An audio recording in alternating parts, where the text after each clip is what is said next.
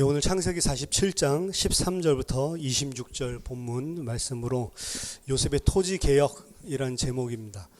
요셉이 모든 애굽의 땅을 바로에게 바치고 전체적인 토지 제도가 완전히 개혁되어지는 그런 장면이거든요.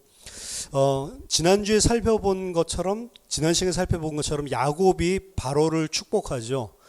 야곱이 바로를 축복하고 난 이후에 오늘 이 같은 일들이 일어납니다. 이때까지만 하더라도 애굽의 역사가 실제로 이런 토지법이 개혁이 되고 이런 것들이 있었던 데가 언제다, 이런 것들은 역사적으로 분명하게 밝히는 것들은 어렵습니다. 사실은 힘들고 언제인지도 잘 모르고 이거를 BC 2000 몇백 년 이렇게 보는 사람도 있고요. 그리고 이런 일이 있었던 것들이 BC 1500년경 이렇게 보는 사람도 있고, 아니면 BC 7세기 600년 요럴 때 보는 사람도 있고, 여러 가지 견해들이 있는데 오늘 본문이 그러니까 역사적으로 언제 일어났는지는 분명하지는 않습니다. 분명하지는 않은데 애굽의 바로가 모든 땅들을 다 소유하고 애굽이 전체적으로 바로 중심으로 통일되는 요거는 역사적으로 어떤 순간에 있었지 처음부터 그랬었던 것은 사실은 아니거든요. 이제 그러한 일들이 요셉을 통해서 일어났다라고 오늘 본문은 이야기를 하고 있습니다. 그래서 이 본문 이 배치가 축복을 하고 난 다음에 야곱이 바로를 복주고 난 이후에, 그리고 이런 일들이 요셉을 통해서 그 복이 바로에게 돌아가는 것으로 이렇게 보여주고 있는 거거든요. 그래서 오늘 본 본문은 그 야곱이 준 축복의 성취, 더 궁극적으로는 아브라함에게 줬었던 창세기 12장 2절 그리고 3절에 나와 있는 복의 성취라고 볼 수가 있습니다. 아브라함에게 하나님이 내가 너로 큰 민족을 이루고 내게 복을 주어 네 이름을 창대하게 하리니 너를 축복하는 자에게는 내가 복을 주고 너를 저주하는 자에게는 내가 저주하리니 땅의 모든 족속이 너로 말미암아 복을 얻을 것이니라. 그래서 이 아브라함에게 줬었던 그 약속이 이삭, 야곱 그리고 요셉에게로 내려오는데, 이들을 통해 복이 모든 민족에게로 흘러나가고 있는 그 성취가 사실 그전에는 없었거든요. 이제 야곱의 그 축복하는 기도와 그리고 요셉을 통해서 그 야곱의 축복이 바로에게 임하면서 애굽 백성들에게, 모든 백성들에게 임하는 것으로 성취되고 있다라고 볼 수가 있습니다. 그래서 야곱의 바로의 축복이 성취됨과 동시에 아브라함에게 줬었던 축복이 성취되는 장면이 오늘 이 토지 개혁하는 이 장면이다라고 볼 수가 있습니다. 오늘 보면은 약간 요셉이 이거 좀 너무한 거 아니야? 그냥 돈 있는 대로 다 긁어내고 짐승 다 긁어내고 그리고 이 사람들 토지 다 긁어내고 이 사람들까지 아예 종이 되게 만들어 버렸잖아요. 완전히 식민지도 이런 식민지가 없죠. 좀 약간 좀 너무하다. 이 독점, 매점매석에 가장 나쁜 그 악용하는 그 예를 우리가 사실은 볼 수가 있는 거거든요. 일단 거기에 대해서 좀 반론을 하자면, 본문 전체에서 보여주고 있는 요셉이 그 일들을 분명히 사람들의 모든 것을 다 뺏어서 바로에게 다 바치고, 심지어 그 사람들 자체도 이제 자유인이 아니죠. 종으로 다 만들어서 노예 신분으로 만들어서 아예 바로에게 다 바치는데, 본문 군데군데마다 계속 이야기를 하고 있는 게 한 가지가 일단은 있습니다. 그게 뭐냐면 요셉의 청렴 결백성에 대한 겁니다. 47장 14절 보니까 요셉이 곡식을 팔아 애굽 땅과 가나안 땅에 있는 돈을 모두 거두어 들이고 그 돈을 바로의 궁으로 가져가니라고 되어 있죠.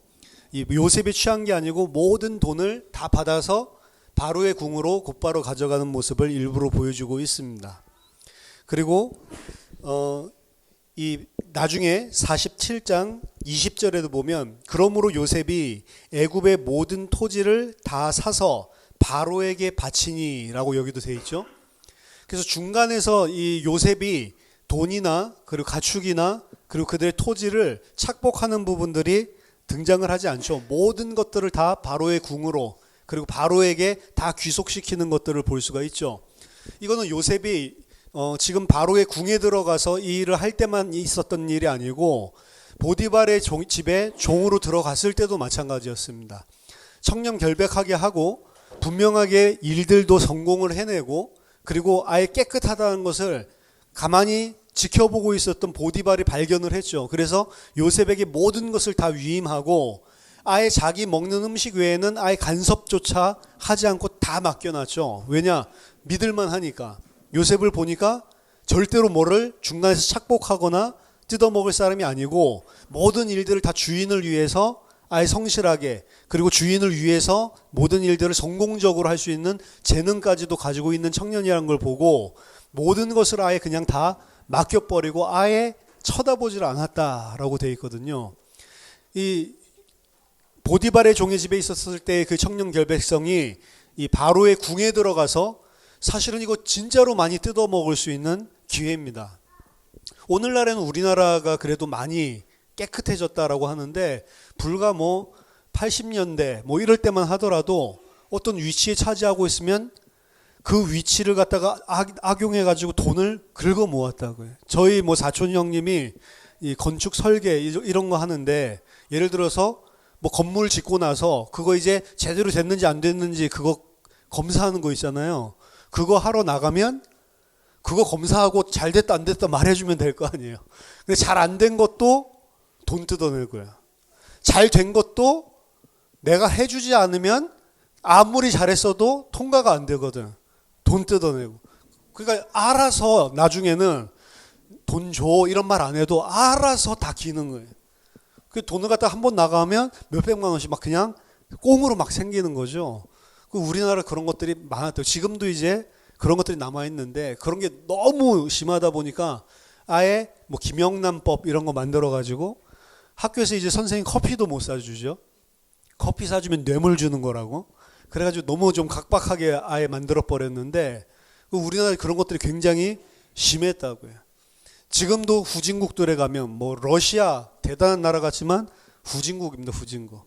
공항 같은 데 가면 통과 안 시켜주죠. 일부러. 특히 한국 사람들.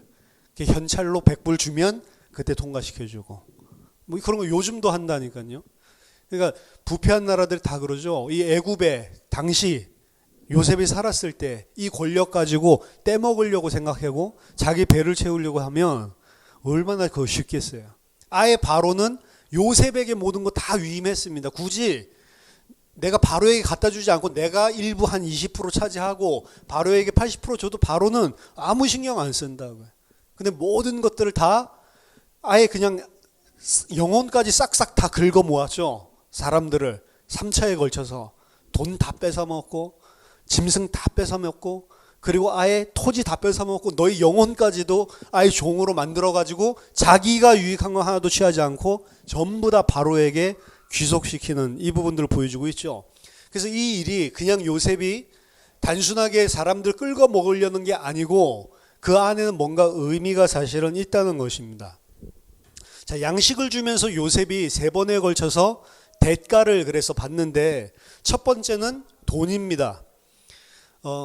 돈을 가지고 와야 먹을 양식을 주는 거죠. 이건 요셉이 요구를 한 건데 47장 14절 보면 요셉이 곡식을 팔아 애굽 땅과 가나안 땅에 있는 돈을 모두 거두어 드리고 애굽 땅에 있는 돈도 다 거둬 드리고 가나안 땅에 있는 돈도 다 거둬 드렸대요. 그래서 그 돈을 바로의 궁으로 가져갔다. 여기 보면 곡식을 팔았다라고 되어 있죠. 돈을 주고 팔았습니다. 두 번째는 가축. 가축은 돈은 아니지만 돈으로 산 자기의 재물이죠. 그 재물들을 전부 다 가져오라고 요셉이 요구합니다. 15절 16절 보면 요셉이 이르되 너희 가축을 내라. 돈이 떨어졌은즉 내가 너희의 가축과 바꾸어 주리라.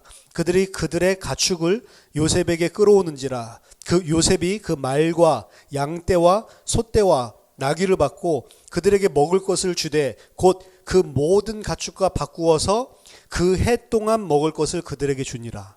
가축 다 뺏고 나서 얼만큼 줬다고 곡식은 그 해 동안 먹을 것만 딱 줬어요.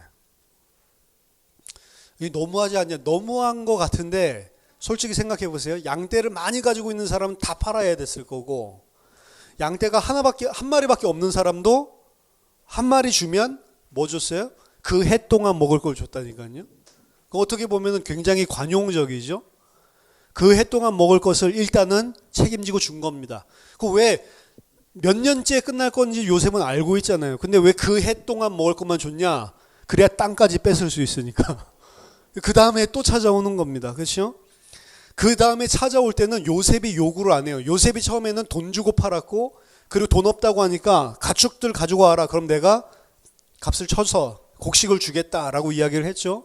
근데 모든 것 다 떨어먹고 나니까 이 사람들이 이제 와서 자기네들이 요셉에게 먼저 자발적으로 이야기를 하는 겁니다. 18절 보세요. 그 해가 다가고 새 해가 되매 무리가 요셉에게 와서 그에게 말하되 우리가 주께 숨기지 아니하나이다.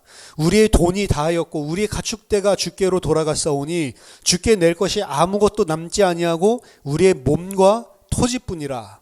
우리가 어찌 우리의 토지와 함께 주의 목전에 죽으리이까. 우리 몸과 우리 토지를 먹을 것을 주고 사수서 우리의 토지와 함께 우리가 토지와 함께 바로의 종이 되리니 우리에게 종자를 주시면 우리가 살고 죽지 아니하며 토지도 황폐하게 되지 아니하리이다. 자, 이건 요셉이 요구한 게 아니죠.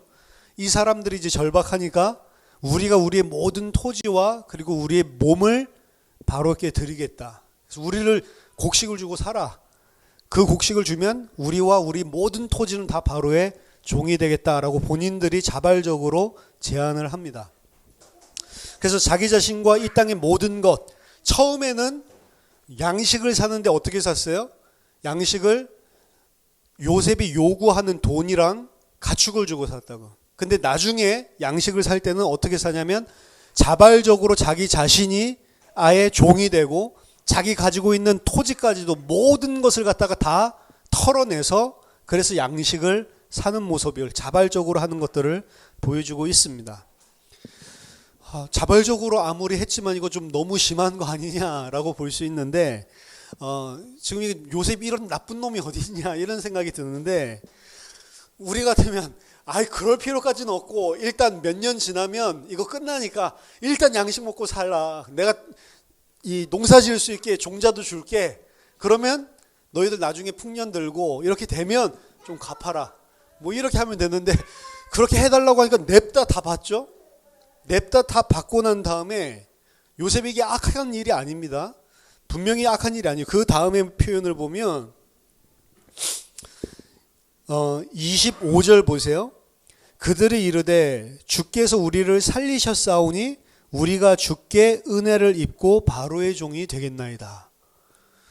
이 사람들이 자발적으로 토지와 자신들을 종으로 바쳤을 뿐만 아니라 요셉이 그걸 받아들여 줬을 때 이 사람들이 뭐라고 하냐면 우리가 주께 은혜를 입었고 우리가 주님 때문에 살았습니다 라고 고백을 한단 말이에요.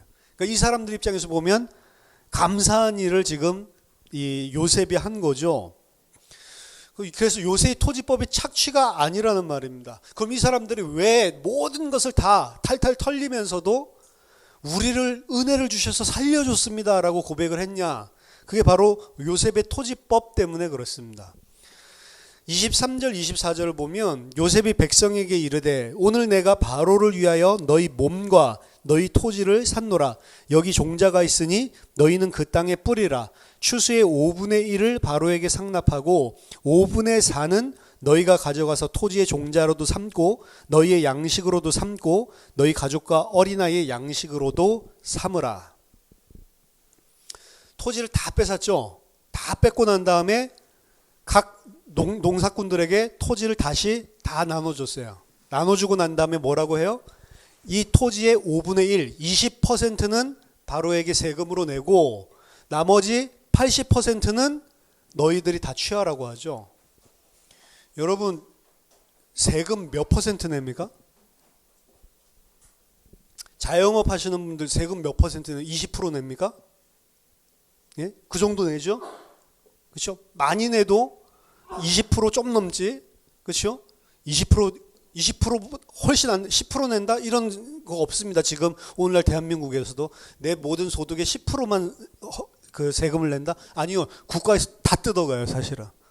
많이 벌면 또 많이 버는 대로 뜯어가고 미국도 마찬가지입니다. 아무리 적게 내도 20%.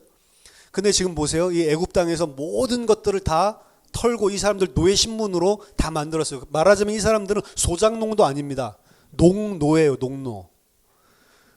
농사 짓는 노예란 말이에요, 이 사람들이. 자기 땅도 아니고, 그리고 열심히 일을 해가지고, 열심히 일을 해본들 사실은 노예 신분이기 때문에 줘야 될 그런 아무런 이유도 없어요. 근데 이 사람들에게 20%만 받았다고요. 자, 우리나라의 소작농이라는 이야기가 있잖아요. 소작농이라는 말이 본격적으로 생긴 게 일제시대입니다. 일제시대 때 땅을 갖다가 다 아예 친일파들이죠. 그런 이 지주들, 돈 있는 사람들 중심으로 땅을 갖다가 전부 다 팔아먹지 않으면 안 되게끔 곰핍하게 만든다고, 사람들을. 그래서 대지주들이 일어나고 모든 농사 짓던 사람들은 전부 다 소작농으로 그때 전락을 해버려요. 그래서 이 대한민국이 아니죠. 그때 조선 전체의 6분의 1의 인구가 해외 이주를 갑니다. 먹고 살 게 없으니까. 그 6분의 1 인구가 해외 이주를 가는데 그 사람들의 신분이 거의 다 소작농이었다고 그래요. 그 사람들이 자기 땅 가지고, 사실 조그만 땅 가지고 그래도 자급자족하면서 먹고 살던 사람들이 먹을 이 돈이 없으니까 어쩔 수 없이 땅 팔고 소작농으로 했다가 그것도 먹고 살기 힘드니까 결국 해외로 팔려나가듯이 사실은 나가서 일을 했단 말이에요. 이게 우리나라의 그 아픈 역사인데, 그래서 1920년에서 30년대에 급격하게 우리나라의 소작농이 증가를 했다라고 이야기를 합니다. 그럼 이 사람들이 자기 땅 뺏기고 소작농으로 들어가서 자기 땅에서 일을 하는데 이제 지 땅이 아니죠. 거기서 일을 해서 곡물을 갖다 거두잖아요. 그러면 얼마를 바쳤을까요? 20%요? 처음에 50%에서 60%. 그러다가 1, 2년 지나고 나서 어떻게 되는 줄 알아요? 이 사람 다른 데 기댈 데가 없잖아요. 80%로 늘었습니다. 자기가 일해가지고 80% 바치고 20% 가지고 먹고 살려면 그럼 못 살죠. 그러니까 해외로 도망가는 거예요. 다 이주해버렸다고요. 그럼 이게 보통 세상입니다. 세상이 어떻게 사람들을 부려먹는지. 근데 이건 소작농이란 말이에요. 노예가 아니잖아요. 노예가 아닌 소작농한테도 내가 착취할 수 있으면 80%를 뜯어먹는 게 세상이란 말이에요. 근데 농노한테, 노예한테 오늘 요셉이 어떻게 해요? 20%만 세금으로 내고 80%는 너와 너희 어린이들과 그리고 내년에 쓸 종자 모든 것을 다 너희 것으로 써라 라고 이야기하죠. 원래 자기 땅이었을 때에도 냈었던 세금과 지금 농노로 전락하고 난 다음에 쓰는 세금도 거의 차이가 없다고, 사실은. 그러니까 이 소득세 내지 않아도 되죠. 땅 없으니까. 아예 그냥 제가 봤을 때는 80% 남는 거는 진짜 꽁으로 자기가 다 먹는 거야. 그렇죠? 제가 봤을 때 훨씬 더 이득이다. 어떻게 보면. 그러니까 이 이야기를 듣고 사실 영혼까지 다 털려서 이제 뭐 먹고 사나? 이제 1년은 이거 이제 주는 거 가지고 먹고 사는데 뭐 먹고 사나? 사실 절박한 그런 심정으로 찾아왔는데 요셉이 토지법을 딱 이야기하니까 주님이 우리를 살리셨습니다. 우리가 이 은혜로 살았습니다. 라고 고백하는 거죠. 그래서 로웬탈이라고 하는 이 주석가는 뭐라고 이야기했냐면 전 세계에 어떤 농노에게 80%를 돌려주는 농노법이란 게 있냐. 말도 안 된다는 거죠. 이거 자체가. 그래서 요셉은 지금 땅을 갖다가 취하고 사람들을 취하고 모든 것들을 다 취했는데 모든 것들을 다 취한 사람들이 받은 건 뭐냐? 진짜 은혜로 살 수 있을 만한 모든 풍요를 선물 받은 거예요, 사실은. 이 사람들은 모든 것을 다 내놨는데 오히려 이전에 자기 것 쥐고 있을 때보다도 더 안정적으로 먹고 살 수 있는 모든 것들이 다 주어진 것입니다. 그래서 은혜로 당신이 우리를 살렸습니다 라고 고백을 하는 거예요. 근데 오늘 이야기해 보면 모든 사람들은 자기의 소유를 다 바쳤죠. 다 바치고 그리고 이 요셉의 은혜를 입게 됐는데 그거 안 하는 인간들이 있습니다. 그게 누구죠? 애굽의 제사장들이죠. 그 제사장들은 왜 그렇다고 이야기합니까? 바로에게 녹을 받아 먹고 있었으므로 이 사람들은 바로에게 녹을 받아 먹으니까 흉년인데도 아무런 궁핍함이 없는 거죠. 그러니까 굳이 궁핍함이 없으니까 자기 자신의 모든 것을 다 털어서 바로의 종이 될 필요가 있습니까? 없습니까? 없는 거죠. 그럼 영적으로 한번 보세요. 지금 요셉이 그리스도를 사실은 대표하고 있는 모델로 하고 있는 거고, 바로는 하나님 아버지를 이 모델로 하고 있는 겁니다. 모형으로 하고 있단 말이에요. 그러면 예수 그리스도는 뭘 하죠? 하나님의 택하신 백성들을 어떻게 해요? 영혼을 탈탈 털어가지고 이 사람들을 하나님 아버지께 종으로 바친단 말이에요. 그렇죠? 근데 이 영혼 탈탈 털리는 사람들, 예수 그리스도로 말미암아서 영혼 탈탈 털려가지고 내 모든 것을 갖다가 다 내놓고 하나님 아버지께 다 내놓고 빈털터리가 된 사람들, 그 사람들 어떻게 살아요? 요셉이 주는, 예수 그리스도가 주는 은혜로 산다고요.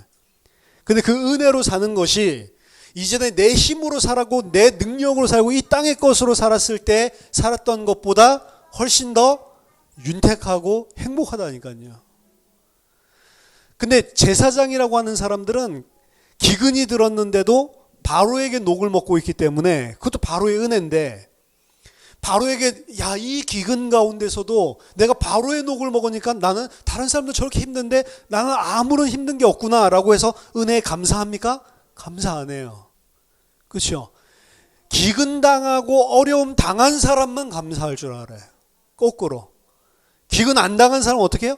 아무것도 감사하지도 않고 굳이 바로에게 자기 전생을 갖다 드려야겠다 생각조차도 하지 않죠. 그렇죠? 이게 그래서 기근이 들 때에 배고파하고 아파하고 애통해하고 고통스러워하고 고난 가운데 있는 사람이 복이라는 겁니다. 거꾸로. 고통당하는 것이 없고 내 생각대로 내 뜻대로 잘 일이 풀리는 사람은 그게 은혜인 줄을 몰라요. 그래서 하버드 대학 같은 데서 장학금을, 이전에는 성적 장학금을 줬대. 공부 잘하는 사람들 장학금 주는 겁니다. 그럼 그 사람들 졸업하고 나면 이 학교에서 무료로 장학금 줘가지고 생활비까지 줘가지고 키웠으니까 얘네들이 나중에 훌륭한 사람이 되면 공부도 잘하겠다. 그럼 학교에 많은 것들을 환원하지 않겠냐 이렇게 생각했는데, 그 인간들 졸업해가지고 도네이션 합니까 안 합니까? 안 해요. 왜? 나는 어렸을 때부터 장학금 계속 받았고 하버드에서도 내가 똑똑하니까 장학금 잘 받는데, 나 똑똑하니까 당연히 받을 걸 받은 거예요. 그래서 하버드가 어느 순간부터 없앴죠, 장학금 제도를. 지금 장학금 공부 잘한다고 성적 장학금 없습니다. 뭐만 있냐? 이 사람의 환경 보고 어려운 사람만 지원해 주는 거예요. 그래서 돈 있는 사람, 공부 잘하는 사람은 지원 안 해줘요. 진짜로 형편 어렵고 힘들고 근데 똑똑해가지고 하버드 들어온 사람, 이 사람들만 지원을 해주는 거예요. 성적 장학금 없어요 이제. 야, 하버드생이면 다 공부 잘하는데 무슨 성적 장학금이냐, 이 개념이죠. 이래가지고 어렵고 힘들고 지금 돈이 필요한데, 하버드가 또 워낙 학비 비싸잖아요. 그 사람들을 갖다가 지원해 주는 거예요. 그러니까 이 사람들 졸업하고 어떻게 해요? 야, 이런 학교가 세상에 어딨냐. 내가 이 하버드에서 이렇게 나를 도와주지 않았으면 어떻게 내가 대학 졸업하고 지금 이렇게 훌륭한 자리에 있겠냐. 이래가지고 뭐 자기는 사실은 하버드 다니면서 한 5억 정도 받았다고 치면 졸업하고 나서 막 500억씩 막 도네이션 하는 거예요. 내 후배들도 좀 이렇게 도와달라라고 하면서. 그렇죠? 어렵고 힘든 사람이 은혜 받았을 때 은혜인 줄 안다고요. 그렇죠? 배부른 사람한테 뭘 좀 고마운 줄도 모르는 거죠. 그렇죠? 맨날 꾸지람만 듣다가 뭐 좀 잘하니까 막 부모님이 막 칭찬해주면 걔는 와, 내가 잘했구나 막 이런 뿌듯함이 있겠죠. 맨날 칭찬받는 애는 칭찬해줘도 나 원래 잘해 이런다니까요. 그래서 하나님의 백성이 되게 만들려면 은혜를 은혜로 알아야 되는데, 성령이 우리 가운데 오시면 하나님이 은혜로 주신 것들을 알게 만들어 주시는데, 은혜를 은혜로 알아야 되는데 인간은 은혜로 주신 거를 모르거든요. 그게 죄입니다. 사실은 아담과 하와가 창세기 1장에 사실은 은혜잖아요. 나를 대신해서 모든 것을 대리 통치권자로, 왕으로, 하나님의 형상으로, 아들로 세워주셔서 완전히 왕적 권세를 다 줬으면, 티끌이고 아무것도 아닌 존재를 그렇게 창조해서 복을 주셨으면 은혜 받은 거잖아요. 감사해야 되잖아요. 근데 자기 태어날 때부터 그렇게 태어났고 난 태어날 때부터 이런 복을 가진 사람이고 이렇게 생각하니까 은혜 받았다라는 개념 자체가 없는 거죠. 생명이 자기가 창조되고, 원래는 티끌인데 창조돼서 생명 가진 채로 태어나니까 원래 생명이 있고 자기가 살아있는 놈인 줄 아는 거죠. 원래 죽은 자인데 살려주신 건데, 그렇죠? 그 은혜를 은혜로 모르는 거죠. 그래서 진짜 영원한 생명에 대한 가치도 없는 겁니다. 영원한 생명에 대한 가치, 그게 있어야 될 이유가 없는 거예요. 왜 죽음이 없는데 아담에게는. 지금은 우리는 영원히 산다, 여기에 대한 생각들이 있고, 그게 영원히 사는 게 육신적으로 영원히 사는 게 아니고 영원한 생명, 새하늘과 새 땅 이런 것들이 있구나, 이런 개념을 가지니까 그거에 대한 소망을 가질 수가 있는데, 아담의 개념에서는 그런 것 자체가 필요가 없는 거죠. 복에 겨워가지고. 그렇죠? 그러니까 어떻게 해봐야 돼요? 아담이 완전히 생명을 상실하고 하나님의 은혜가 없는 저주 가운데 있어 봐야, 그때가 진짜 행복한 거구나, 그렇게 살았어야 되는데 내가 찢고 까불었구나, 그거 알게 되는 거라고요, 사실은. 그렇죠? 너무 풍족한 걸 받으면 오히려 모르게 되는 겁니다. 은혜인 줄을 몰라요. 인간의 그게 죄성입니다, 사실은. 그러니까 심리학자들이 한 마을에 들어가서 매일 아침마다 100불씩 나눠줬다잖아요. 처음에 100불, 왜 나한테 10만 원을? 그냥 가지세요. 그걸 갖다 한 달 동안 주니까 사람들이 이제 아침 되면 100불 받으러 줄을 쫙 서는 거예요, 그 사람한테. 맡겨놨어요, 100불? 안 맡겨놨으면서 무조건 100불 달라는 거지. 한 달 뒤부터 줄 섰는데 안 줘. 그러니까 어떻게 해요? 그 사람 두들겨 패고 100불 내놓으라고. 내가 오늘 아침에 와서 줄 섰는데 왜 안 주냐고. 아침에 와서 줄 선다고 100불 주는 게 아니잖아요, 원래. 한 달 동안 100불 받은 게 은혜로 받은 건데, 그거 이제 안 주나 보다, 진짜 한 달 동안 참 행복했네, 이런 사람이 있다 없다? 없다니까요. 안 준다고 두들겨 팬다니까요.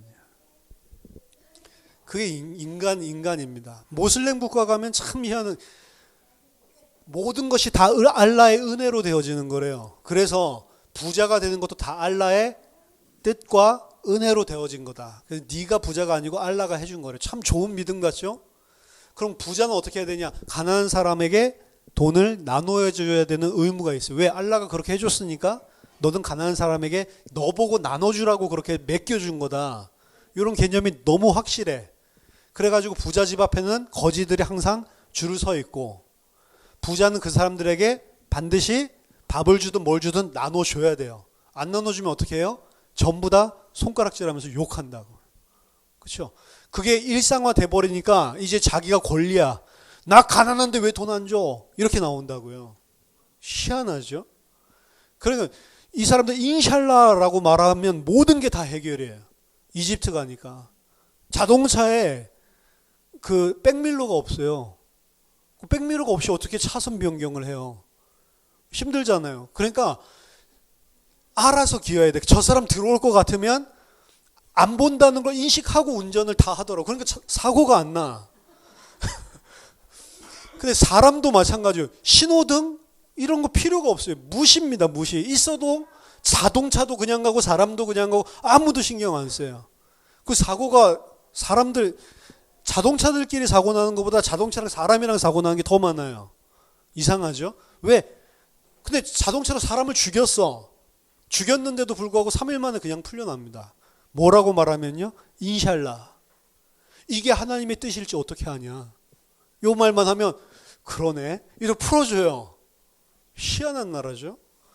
그러니까 사실은 이 안에도 하나님의 뜻이 있다라고 하는 거 굉장히 소중한 사실은 믿음의 내용인데, 우리가 어려움을 당해도 혹은 내가 실수해서 타인에게 해를 가하는 일을 했어도 그래도 그 속에서도 이 일을 통해서 하나님께서 하시는 일이 있지 않을까라는 것을 보면서 우리가 어려움도 극복해낼 수 있고, 그리고 내 죄책에 대한 부분들도 사실은 하나님의 은혜로 벗어날 수도 있고 이런 건데, 이걸 갖다가 어떻게 해요?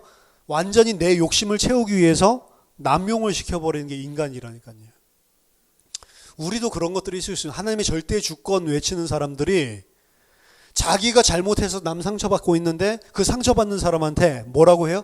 이것도 다 너와 나에게 하나님의 계획이 있어서 이렇게 하신 거야 하면서 그냥 퉁쳐버리죠. 그거 아니라니까요. 그거 진짜로 그렇게 가해를 한 사람은 진짜 미안하고 죄송하고 이래야 되는 거잖아요. 근데 우리는 어떻게 해요? 이것도 하나님이 허락하셨으니까 그렇게 됐지 이러면서 막 나한테 상처받은 사람을 막 가르친다니까. 그 속에서도 너가 깨달을 게 있는 거야. 나도 물론 나대로 있지 이러면서 그 완전 인샬라 사상이죠. 믿음 아닙니다. 진짜로 내가 그렇게 했으면은 그건 하나님의 뜻이랑 상관없는 거예요. 내가 잘못한 건 내가 무조건 속죄해야 되는 거예요. 내가 죄송하기 때문에 갚아주고 평생 이 사람에게 내가 죄를 졌구나. 그 생각을 가지고 사는 게 정상이라고요. 양심이. 하나님이 주신 양심이 살아있으면. 근데 그것도 인샬라 같이 써버리죠. 인간의 죄성이 사실은 대단하다고요.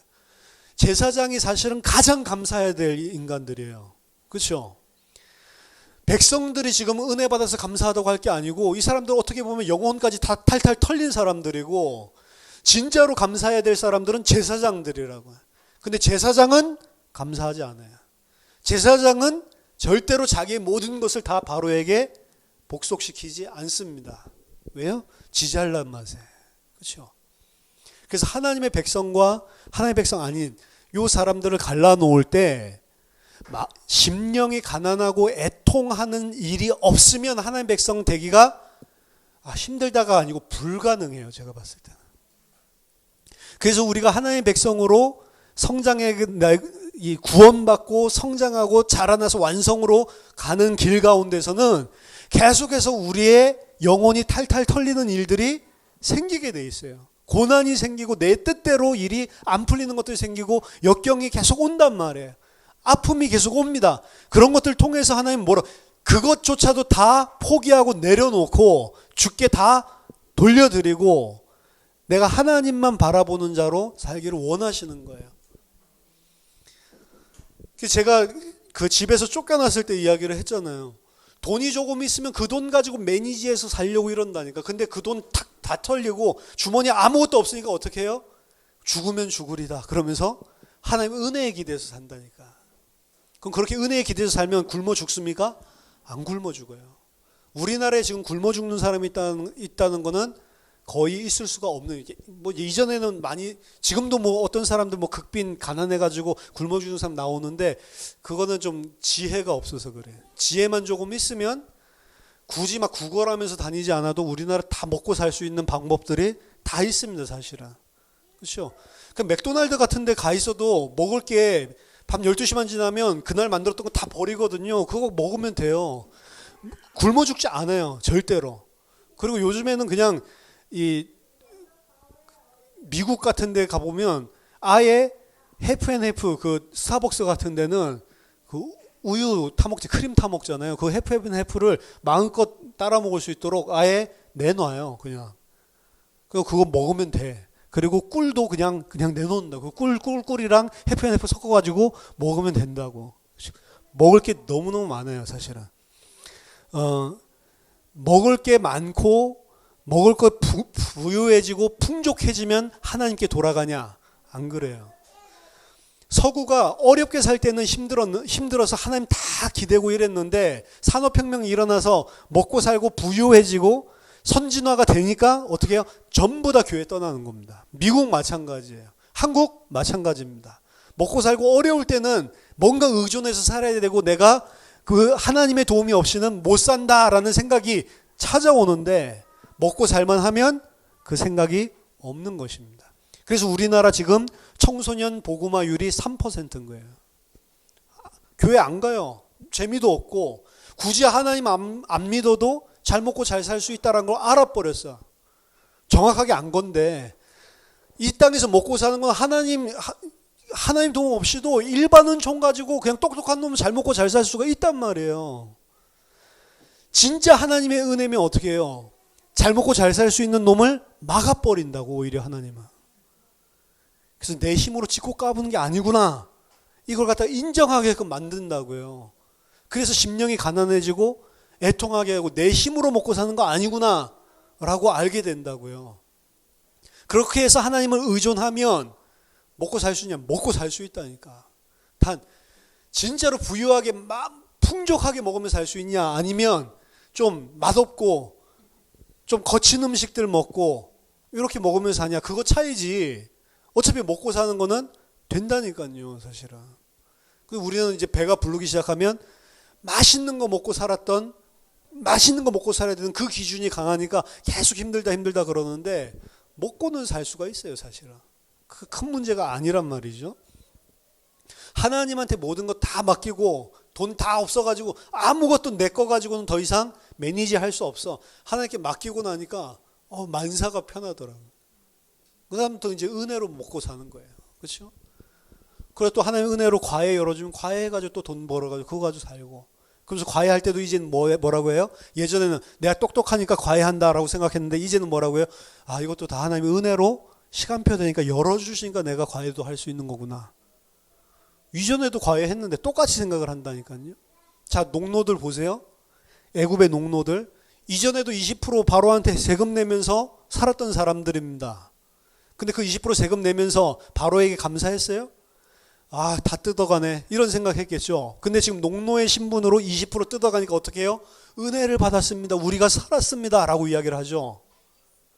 이게 하나님과 사람의 관계라고요, 사실은. 우리가 이 땅에 모든 걸 다 뺏긴다 하더라도 아무 말 할 말이 없는 사람들이 우리들입니다. 왜? 그거 내 거 아니니까. 빈손으로 왔다가 빈손으로 가는 거 아니에요. 주는 것도 주님이시고 걷어가는 것도 주님이시니까 소유관에 대해서 욥이 분명하게 이야기하죠. 할 말이 없다고요, 우리는. 그렇죠? 근데 마치 우리가 하나님께 뭐를 하는 것처럼, 마치 하나님이 반드시 주시지 않으면 안 되는 것처럼 착각을 하고 살고, 잘 나가면 나 때문에 그런 줄 알아요. 하나님이 주신 은혜라고 생각 안 하고. 그렇죠? 내가 열심히 일할 수 있는 것도 하나님이 건강 주시고 하나님이 이 지혜 주시고 다 하니까 열심히 일도 할 수 있는 거잖아요, 사실은. 근데 내가 건강할 때는 건강을 하나님이 주셨다는 사실을 감사 안 해요. 그렇죠? 아플 때에만 하나님 나에게 왜 이러십니까? 라고 이야기하죠. 평소 때 네가 하도 건강한 거 감사 안 해서 아프게 좀 했다. 하나님 입장에서. 그럼 건강할 때 건강한 게 진짜 감사한 거구나. 아프면 알죠. 우리 지금 막 아픈 사람들이 너무 많은데 나이가 들면 들수록 다른 것보다도 건강이 최고다 막 이런 생각들이 들게 되더라고요. 돈 많으면 뭐예요? 맨날 병석에 누워 있으면. 무조건 건강한 게 최고다. 근데 그 건강도 하나님이 주셔야 되는 거라고요. 내가 하는 게 아무것도 없다라는 걸 인정해야 되는데 이 땅에 뭔가를 가지고 있고 내 자신이 뭔가 뛰어난 것 같으니까 잘한다라고 착각을 하고 있다고요. 다 하나님의 은혜인데. 그럼 하나님 백성은 어떻게 하나님 만드세요? 하나님의 은혜인 줄을 은혜를 은혜로 알게 만들어 주신다고요.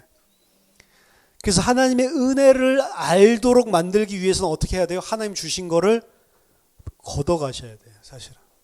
그래서 처음엔 돈 뺏고 가축 뺏고 그리고 자신의 땅과 그리고 자신의 자유로운 자유시민 그 신분조차도 다 뺏어버리시는 거예요. 그때서야 비로소 내게 아무것도 없구나. 나 자신도 내게 아니구나. 다 누구 거야? 주인은 하나님이구나. 그때 하루하루 사는 게 은혜라고 깨달아진다고요. 근데 그거를 한 번에 깨닫는 게 아니고 오늘 보니까 시간표에 따라서 깨닫죠. 처음에 돈 뺏길 때까지만 해도 내가 내 돈 주고 사서 먹었다라고 생각하고 있어요. 근데 내가 내 돈 주고 사서 먹었다라고 생각을 하고 있는데 이제 돈이 떨어지니까 어떻게 해요? 그러니까 짐승 주고 살아. 짐승 주고 살 수 있구나. 아직도 내게 있구나. 근데 나중에 어떻게 짐승도 없어요. 이제는 아무것도 안 남았구나. 점점 인식을 해나가죠. 그리고 나중에 우리는 바로의 종입니다라고 인정을 하게 되는 거죠. 자, 오늘 우리나라 성경을 보면은 정확하게 표현이 되어 있지 않은데 처음에 돈을 주고 요셉이 준 것은 세베르라고 하는 곡물입니다. 곡물. 그 곡물을 나눠줬고 두 번째 가축을 주고 그 다음에 가축을 내고 받아간 것은 레헴, 빵입니다. 빵, 떡이고 세 번째 몸과 토지를 갖다가 다 내고 자발적으로 냈죠. 자발적으로 내고 받아간 것은 레헴과 똑같이 아까 전에 빵과 그리고 제라, 씨입니다. 씨. 언제 씨를 가지게 되냐? 사실은 포커스가 어디 있냐면 씨예요. 씨. 씨에 생명이 있는 거거든요. 씨를 가지고 있어야 농사를 지을 수가 있는 거거든요. 언제 씨에 대한 것들을 씨를 주냐? 그 전에 종자를 안 준다고요. 그 전에는 뭐예요? 곡식. 그러니까 우리로 치면은 쌀 다 재분해 가지고 곡식을 갖다가 줬고, 그리고 빵을 줬어요. 빵을 주고 뭐를 안 줘요? 생명이 진짜 있는 씨는 안 준다고. 근데 그 씨를 왜 안 줬냐? 그냥 역사적으로 따진다면 아직 종자 심을 수 있는 그런 시간표가 아니니까 황폐해가지고 아예 이 농사를 지을 수조차 없다라고, 파종할 수도 없습니다라고 이야기를 했죠. 그러니까 안 준 건데, 언제 씨를 주냐? 언제 생명이 들어가냐? 내 토지와 나의 자신까지도 전부 다 내놨을 때, 그때 생명이 들어가는 거예요. 그때 살아나는 겁니다. 그러니까 이전에 육신에 먹을 것들은 사실은 우리가 헌신하는 걸로 주고 겉으로 표시가 안 나지만, 진짜 생명은 누구에게만 들어가냐면 내 토지와 내 육신, 내 토지라고 하는 건 내가 땅에 가지고 있는 모든 것, 내가 땅에 이 의존해서 살고 있는 모든 소유, 그것을 하나님 앞에 다 내놓고 내 자신까지도 전부 다 내놨을 때 생기는 게 제라란 말이에요. 씨. 그래서 그때 씨를 가지게 되는 거죠. 그래서 그 씨를 가질 수밖에 없는 자로 요셉이 성장을 시켜가는 거예요. 그리고 그 씨를 갖다가 받은 사람은 뭐라고 이야기하냐면, 오늘 마지막 고백에 모든 것을 다 주고 자기 자신의 자유까지도 다 뺏겼는데 우리를 은혜로 살려주셨습니다 라고 이야기를 한단 말이에요. 이게 사실은 우리가 하나님의 백성이 되는 과정입니다. 요셉의 토지법을 통해서 뭘 보여주고 있냐면, 예수 그리스도를 통해서 하나님께서 우리를 어떤 자로 만들어가는지를 사실은 오늘 본문을 통해서 보여주고 있는 거예요. 요셉이 큰 영향력을 미치고 많은 것들을 했다, 그게 중요한 게 아니고, 오늘 우리는 애굽 백성으로서 어떻게 하나님의 백성이 되어 제라를 갖다가 상속받는 자로 살아가는지를 보셔야 된다고. 오늘 본문 안에서 내 모든 것을 다 버리고 내가 죽기 전까지는 아닌 것입니다. 근데 그게 한 번에 돼요? 안 된다고. 하나님이 천천히 우리를 인도해 주셔서, 분명하게 사는 것들의 모습은 자유인이랑 똑같이 사는데 이 사람들은 세금도 똑같이 낸다니까요. 근데 이 사람들은 내가 종이란 사실을 알아요. 왜? 은혜로 우리가 사는 거구나를 깨달았기 때문에. 그래서 제가 지난번에도 말씀드렸지만, 하나님의 백성은 이것입니다. 하나님은 우리를 어떻게 대우해 주시냐면 하나님의 맏아들로, 장자로, 그리고 하나님은 우리를 그리스도와 동등하게, 그리스도와 함께 왕노릇할 왕이요 제사장으로 우리를 봐주신다고. 그리스도 안에서. 그래서 우리를 똑같은 아들 취급해줘요. 자기 아들과 똑같이. 진짜 하나님의 아들은 예수 그리스도밖에 없는데, 예수 그리스도만 장자인데 우리도 똑같이 장자로, 우리도 똑같이 제사장으로, 우리도 똑같이 왕으로, 우리도 똑같이 그리스도와 함께 영원히 통치할 자로 우리를 하나님이 대우해 주시고 봐주신다고요. 근데 진짜 새하늘과 새 땅에서 그 자리에 있는 사람은 뭘 안다고요? 나는 종이다라는 사실을 알고, 이건 은혜다라는 사실을 아는 사람만 거기 있을 수가 있다고요. 아담이 똑같이 해줬는데 그게 은혜라는 걸 몰랐기 때문에 죄를 짓는 거 아니에요. 그 모르면 죄를 짓는 거라고. 모르면 어떻게 자기가 하나님인 줄 안다고요. 우리는 하나님 되는 게 아닙니다. 하나님이 우리를, 하나님 예수 그리스도의 자리에 우리를 대우해 주시고 우리를 그렇게 은혜로 그 자리에 서게 해주시는 것이지 내가 하나님이 아니라고요. 그래서 진짜 하나님 앞에 돌아간 사람은 하나님은 그렇게 대우해 주시고 하나님은 면류관 계속 씌워주시는데 나는 어떻게 해요? 면류관 벗어서 던진다. 나 이거 받을 자격이, 아니 내가 무슨 왕이냔 말이에요. 그냥 사람만 있어도 하나님은 은혜인데, 그거 아는 사람이 다시는 죄를 짓지 않는다. 그래서 나중에 천국의 성화, 영화 완성된 상태에서는 다시는 죄를 지을 수도 없고 죽을 수도 없는 존재로 바뀐다고요. 왜 다시는 죄를 지을 수 없어요? 이 은혜를 아는 자기 때문에. 그 은혜 모르는 사람은 절대로, 근데 그 은혜로, 은혜 아는 자로 만들어가는 게 힘들단 말이에요. 계속 우리는 내 힘으로 산다고, 내 돈으로, 내 가축으로 샀다라고 생각을 해요. 그래서 모든 것을 다 박탈하는 그런 일들이 생기는 거죠. 우리에게 그런 박탈을 경험하게 만들어주는 겁니다. 보세요. 돌아온 탕자 이 비유도 보면, 자기가 아버지 재산 받아가지고 저 유산 내 거다라고 생각했을 때 내놓으라고 당당하게 요구하죠. 왜? 그 아버지가 은혜로 주는 거 그게 개념이 아니고 내 거라고 그냥 생각하는 거예요. 그러니까 내 거 내놓으라는 거예요. 내놓으니까 가서 아버지 떠나서 완전히 망해버리죠. 망해버리고 나서 돌아올 때 뭐라고 하면서 돌아옵니까? 우리 아버지 집만큼 좋은 곳이 없었구나 라고 생각하면서 내가 아버지의 집에 가서 종으로 써달라고 해야지. 그럼 아들은 돌아올 때 아들로 내가 돌아와야지라고 생각을 안 하고, 나 같은 인간은 아버지의 종으로 살아서 받아들여주기만 해도 감사한 거다.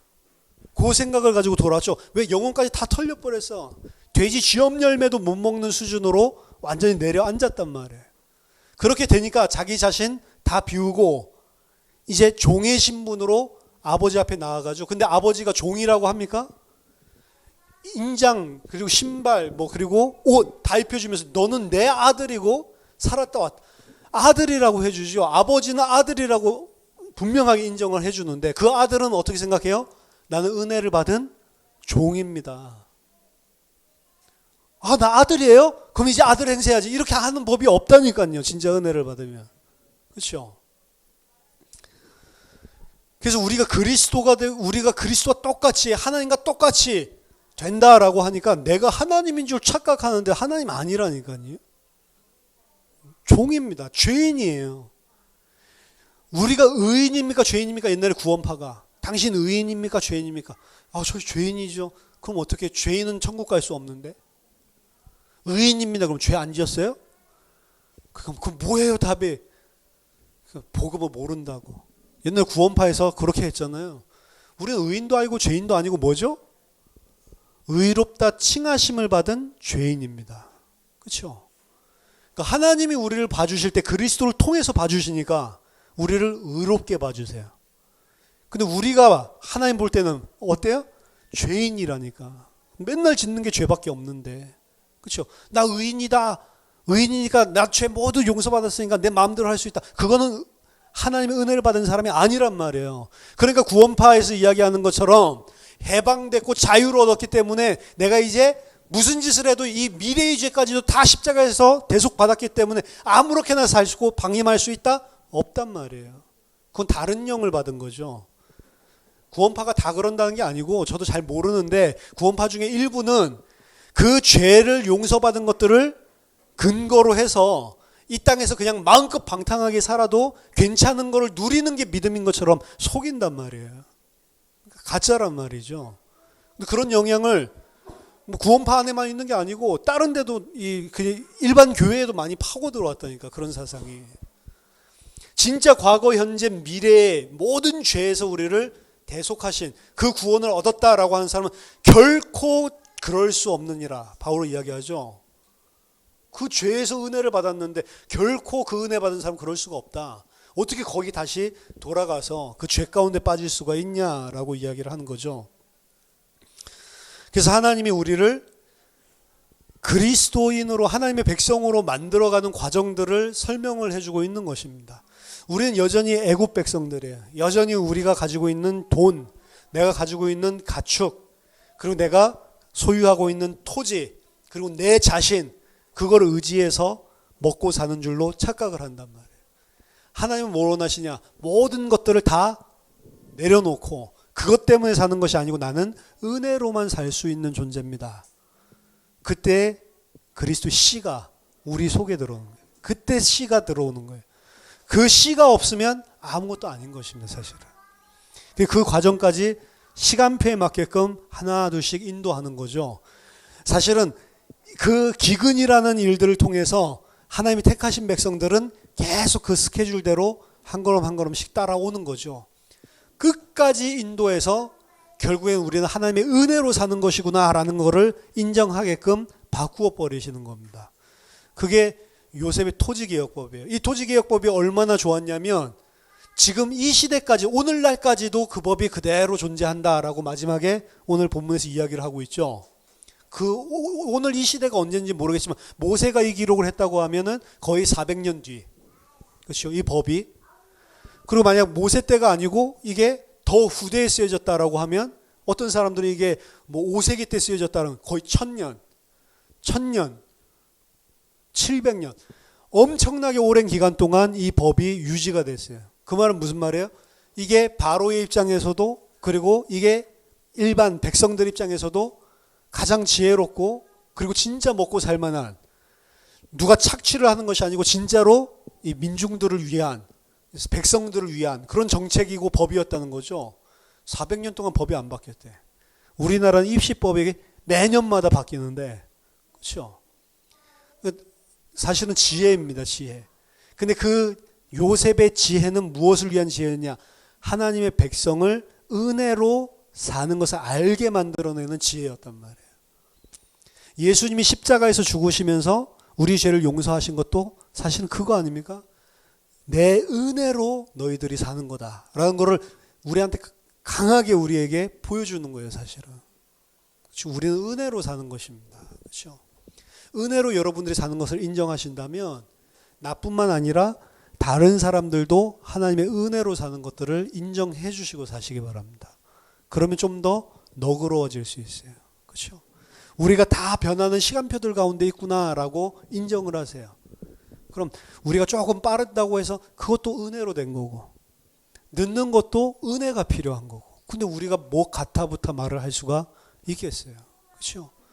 그 은혜라는 걸 모르면 내가 한 줄로 아는 사람들은 계속 비난하고 계속 판단하고, 나는 그래도 이렇게 했는데 항상 자기 자신을 위에다 세우고 그렇게 갈 수밖에 없는 거죠.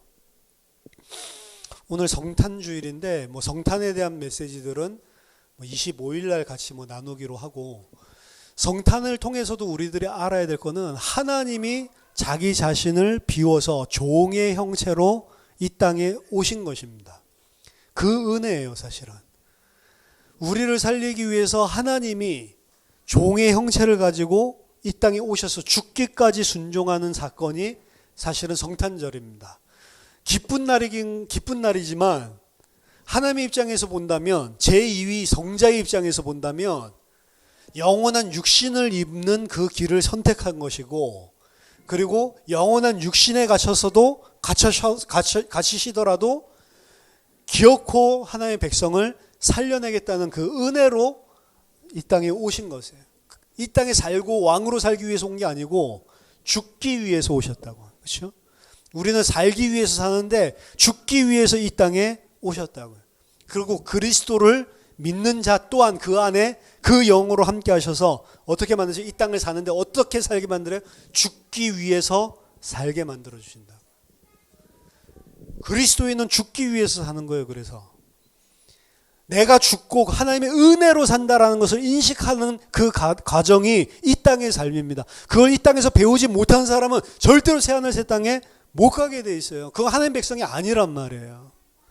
예수 믿습니다. 뭘 보면 알 수 있어요? 죽었느냐, 은혜로 살고 있냐, 그거 보면 알 수 있어요. 내 힘 가지고 이 세상 것 가지고 아직도 목 뻣뻣하게 세우고 있는지, 만약 그렇게 됐다면 하나님 택하신 자라면 하나님이 그 사람이 모든 거 다 내려놓게 만드셔야 되는 겁니다. 만드시는 방법은 기근이에요. 바로의 녹복 먹고 사는 사람들은 못 깨닫는다고요. 그렇죠? 그래서 여러분들이 고통이 왔을 때 그 고통의 문제를 해결하기 이전에 내가 어떤 상태에 있는가, 진짜로 은혜로 산을 살고 있는가, 내가 진짜로 모든 것이 다 내 몸과 내 토지까지도 다 주께 드린 종이라고 내가 진짜로 알고 있는가, 내가 죽기 위해 사는 게 맞나, 이 부분을 먼저 보시라고요. 그 부분을 보셔야 하나님이 하시는 일들을 알 수가 있습니다. 우리는 다 은혜로 사는 사람들입니다. 요셉의 토지법으로 말미암아서 은혜가 뭔지를 아는 거예요. 사실은 하나님께서 예수 그리스도의 십자가의 법을 통해서 우리에게 은혜가 무엇인지를 알게 하는 것입니다. 우리는 우리 힘으로 사는 자가 아닙니다. 은혜로 사는 저와 여러분 되시기를 예수 그리스도 이름으로 축원합니다. 기도하겠습니다. 하나님 아버지, 은혜를 감사드립니다. 우리가 이 시간에 1분 1초 호흡하고 사는 것, 모든 것들도 다 주님의 은혜인 줄 압니다. 하나님의 은혜를 아는 자로 살 수 있도록 우리 마음속에 성령으로 함께하여 주시옵소서. 다 받았는데 받지 않은 것처럼 살지 않도록 하나님 우리에게 참 믿음을 허락해 주시옵소서. 그래서 이 땅 사는 동안 이 땅에 우리가 죽고 그리스도의 온전한 종으로 하나님 참된 생명을 가지고 사는 주의 백성들 다 될 수 있도록 인도해 주시옵소서.